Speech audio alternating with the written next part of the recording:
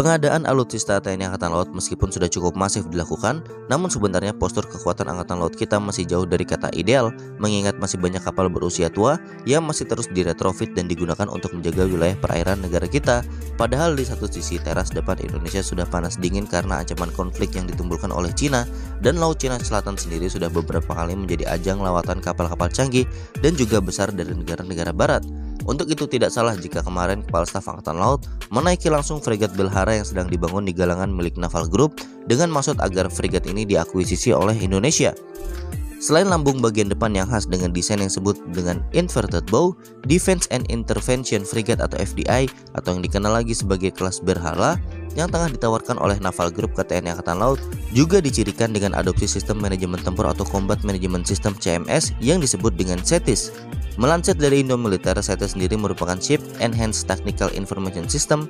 Seperti halnya CMS pada umumnya, CETIS menggabungkan data dari berbagai sensor dan sumber untuk menciptakan gambaran taktis lingkungan maritim yang komprehensif dan real time.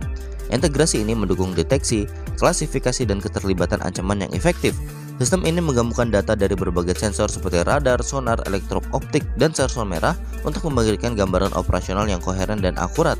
Hal ini mengurangi kemungkinan alarm palsu dan meningkatkan kesadaran situasional awak kapal. CETIS disebut mampu memproses data dalam jumlah besar secara real time, memungkinkan pemanggilan keputusan yang cepat dan tepat. Kemampuan ini sangat penting dalam operasi berintensitas tinggi yang memerlukan respon tepat waktu. CETIS terintegrasi dengan berbagai senjata termasuk rudal pertahanan Aster 15 dan Aster 30, rudal anti kapal MM40 Exocet, torpedo MU90 dan meriam otomelera 76 mm. CETIS bersifat modular dan terukur, memungkinkannya untuk disesuaikan dengan kapal kelas dan kebutuhan misi yang berbeda. Fleksibilitas ini membuatnya cocok untuk berbagai platform angkatan laut di luar frigat FDI.